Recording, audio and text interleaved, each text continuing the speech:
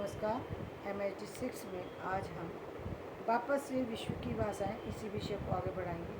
तो मुंडा के प्रभाव, मुंडा परिवार के विषय में जब हम गहरा अध्ययन करते हैं तो हम ये पाते हैं कि मुंडा परिवार का भारोपीय आर्य भाषाओं पर पर्याप्त प्रभाव है। ये प्रभाव द्रविड़ परिवार का भी है। ध्वनि संबंधित प्रभाव तो इतने स्पष्ट रूप से दिखाई नहीं देते जितना कि रूप विकास संबंधित प्रभाव स्पष्ट रूप से दिखाई देते हैं। बिहारी क्रिया की कठिन काल रचना निश्चित रूप से मुंडा परिवार की ही देन है।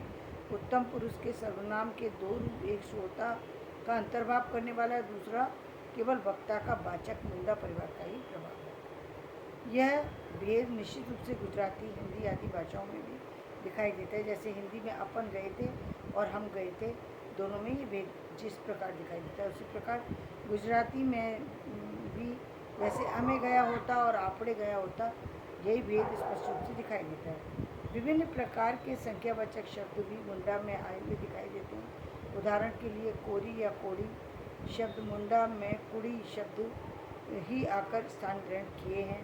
इस प्रकार और भी उदाहरणों के द्वारा ये सिद्ध किया जा सकता है कि भारोपीय आर्य भाषाओं और मुंडा और द्रविड़ दोनों ही परिवारों के अधिक से अधिक प्रभाव दिखाई देते हैं। एकाक्षर अथवा चीनी परिवार भारतवर्ष की भाषाओं में एकाक्षर अथवा चीनी परिवार की भाषाओं का विशेष महत्व है।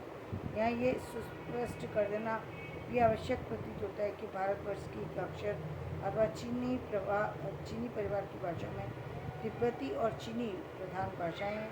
इसी कारण इस परिवार की चीनी परिवार के नाम से जाना जाता है। ये ध्यान रखने योग्य है कि संपूर्ण भारत में चीनी भाषा कहीं भी नहीं बोली जाती।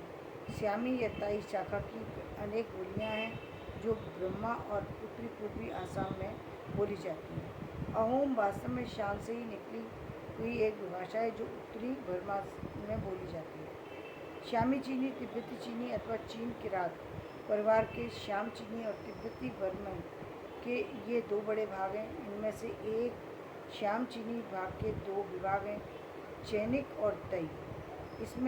इनमें से चैनिक विभाग की भाषाएं चीन देश में प्रचलित होती हैं। यह सर्वविदित है कि श्याम देश के निवासी स्वयं को थई अथवा तई कहकर अपना परिचय देते हैं।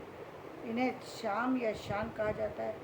तई अथवा शान जाति का अधिकांश संख्या चीनी प्रायद्वीप में है।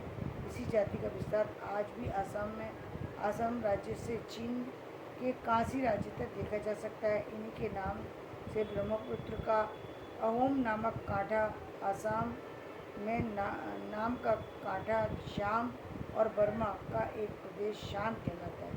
अहोम बोली के अतिरिक्त आसाम के पूर्वी छोर और बर्मा के सीमांत पर खामती बोली आदि बोली जाती है।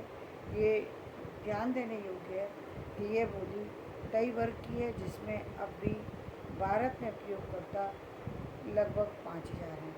कल हम बर्मी भाषा के विषय में चर्चा करेंगे। आज का वीडियो यहीं समाप्त करते हैं। मेरा वीडियो पसंद है, लाइक करें, शेयर करें, सब्सक्राइब